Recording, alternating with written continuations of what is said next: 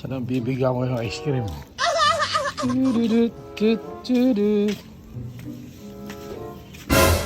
Day, ice cream day. Baliktad Ah, ah. siya nang bibigyan ko ng ice cream ngayon. Mga dalawa. Ayan. Sarap yan. Pabila ko ano. Nabili. 7. Isa lang.